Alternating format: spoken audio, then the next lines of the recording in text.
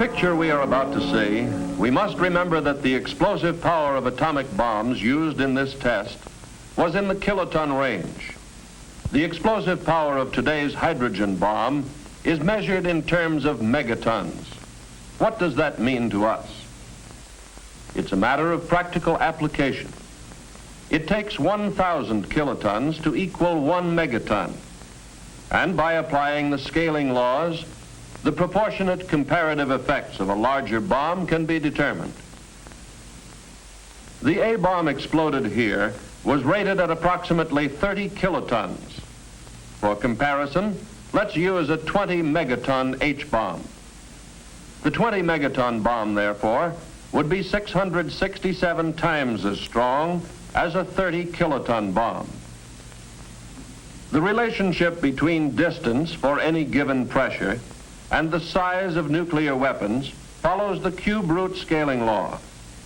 So theoretically, a hydrogen bomb of 20 megatons at approximately 8.5 miles would have about the same destructive power as an atomic bomb of 30 kilotons at 1 mile. In this test, many of the structures were approximately 1 mile from ground zero. In the case of a 20 megaton H-bomb explosion, most of these structures undoubtedly would be obliterated. And actually, at a distance of 8.5 to 9 miles from ground zero, with the longer duration of blast pressure, we could expect to find conditions even more severe than those at 1 mile from ground zero in this test. This atomic test, although depicting the severe effects of a nuclear weapon, does not reflect the extent and severity of destruction that would result from a nuclear weapon in the multi-megaton range.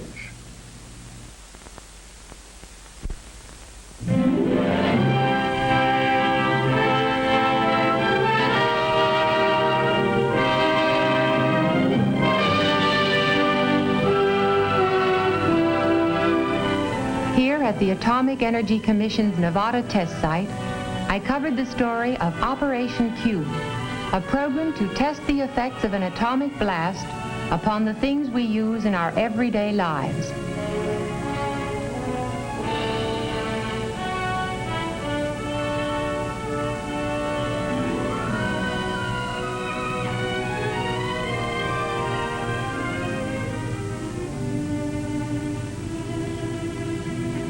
Operation Q, the atomic test program of the Federal Civil Defense Administration, as seen by Joan Cowan, reporter.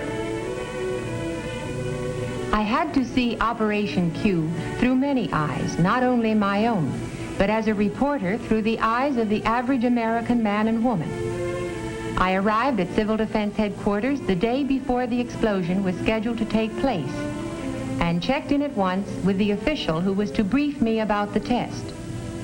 To give me a perspective of the entire layout, a member of the Civil Defense staff showed me a carefully prepared model of the site. The scope of the test and the detailed care with which it had been planned amazed me as I listened to the explanation. We begin with the question of shelter, for shelter might save our lives if we were far enough away from ground zero. If so, what kinds of shelter are effective? Several kinds are to be tested, from elaborate industrial shelters to the box-type shelter in the corner room of a basement. This type would give more room for a family, especially if it were necessary to remain there for several days.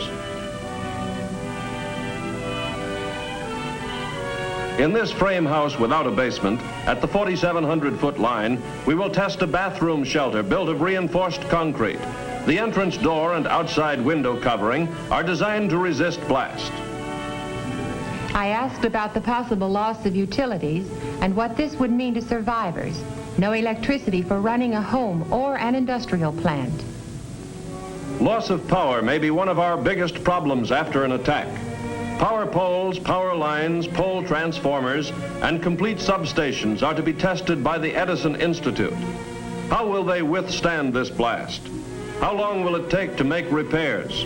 How soon can service be reestablished? These are things we hope to learn from the test. One complete transformer substation has been erected relatively close to the shot tower. A second substation and power lines have been placed at a much greater distance from the tower. Thinking about news during an atomic attack, I asked about radio towers. Two kinds are to be tested. One tower is self-supporting without guy wires. The other has supporting cables. Both types are very common. Nearby, a complete radio transmitter will actually broadcast from tape before the shot to be picked up by radios in the test houses. Both liquefied petroleum and natural gas facilities will be tested. Will the fittings and connections stand the test? Will there be fires? All equipment is installed and checked by technical experts from the LP Gas Association and the American Gas Association. An 18,000-gallon supply tank, partially filled with propane and complete with feed pipes. A weighing and storage house and delivery platform have been erected on the test site.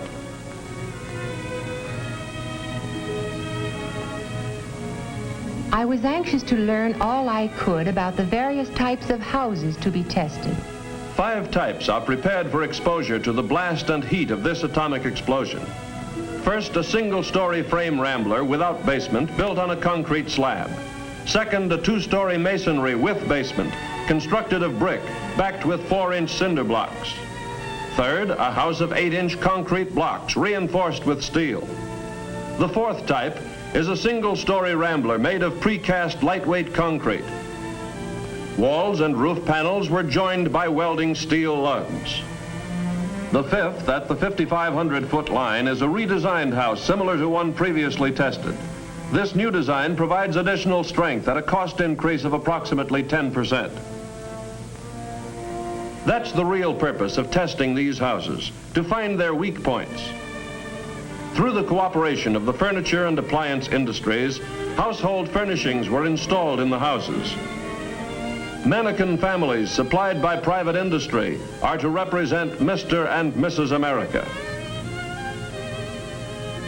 Interior home furnishings donated by industry are complete in every detail. I looked at the mannequins sitting about so indifferently. Naturally, I was very interested in preparations for the testing of textiles and synthetic fabrics. Rows of mannequins were set up in the open facing the blast. Each item of clothing and each color had been carefully selected to give much needed survival information. I was especially interested in the food test program. Canned and packaged foods are to be tested. As a mother and housewife, this appealed to me. I had several questions to ask. Would food in the average home be safe to eat after a blast? Food testing in Operation Q is planned to answer this and other vital questions. Some foods are to be tested in the house, stored in the usual way. Other foods, including fresh meats, butter, and similar perishables, are to be tested just below the level of the ground at 3 positions along the main test line. This will expose the food to high-intensity radiation without risking destruction of the containers. Test items include sterilized foods packaged in cartons, metal, and glass. All will be exposed according to plan to give us the most survival information. The night of the actual explosion, or rather early in the morning, came at last. On Media Hill, television equipment was ready to bring the test into homes from coast to coast. Reporters, commentators, military and civil defense observers all had a purpose: to study the results of this explosion. At a position a mile forward from Media Hill, the Civil Defense Field Exercise Group had assembled with their equipment.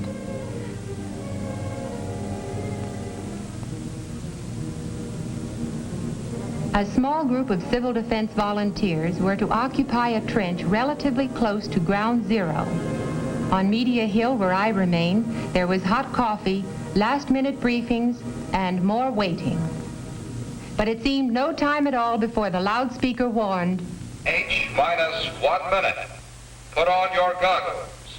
Observers without goggles must face away from the blast. On the silent desert, the test objects waited. H-minus 10 seconds. 9, 8, 7, 6, 5, 4, 3, 2, 1, 0.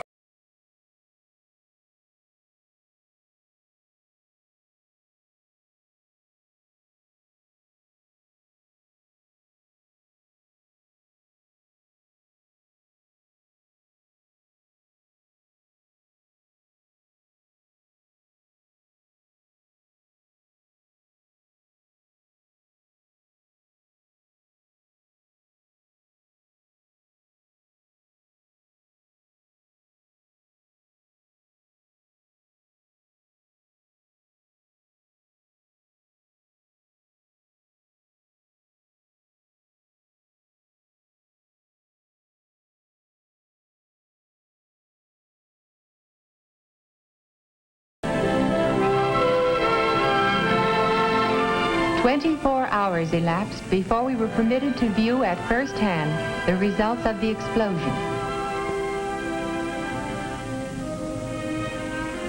Let's see how the blast affected the houses.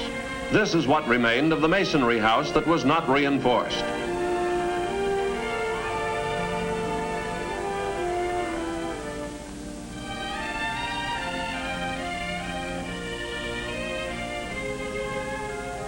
This is the house constructed of reinforced concrete blocks after the explosion. Although the redesigned two-story frame house was severely damaged, the structural improvements had strengthened its resistance considerably. As seen here, although basement shelters offered some degree of protection, they cannot be depended upon completely in potential blast areas. The reinforced bathroom shelter was standing intact beneath the ruins of the house, so this type also offered some degree of protection. The upper section of one unguided radio tower collapsed from the tremendous force of the blast. The guide tower was slightly twisted by a power pole which fell across one of the guy wires. Within the concrete radio house, equipment had been shaken up. But as soon as power was restored, the transmitter resumed broadcasting. The 18,000-gallon tank of liquefied petroleum gas was undamaged.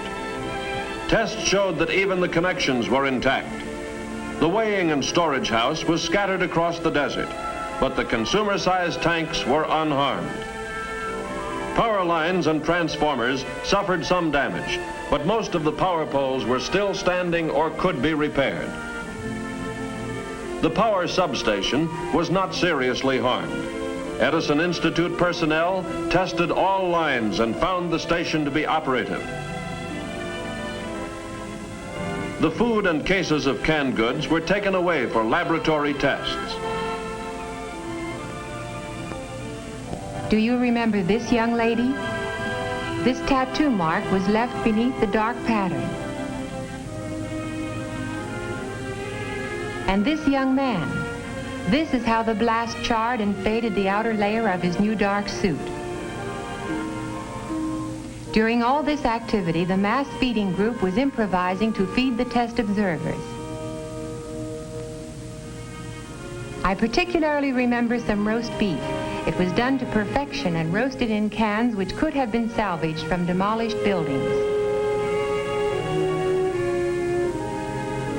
I watched the people eating and realized that mass feeding is an important job in civil defense. I took a last look at the debris and devastation. This time it was only a test, a well-planned test, not a real attack. It was a test of the things we use in everyday life. Many lessons were learned from this test that affect civil defense planning.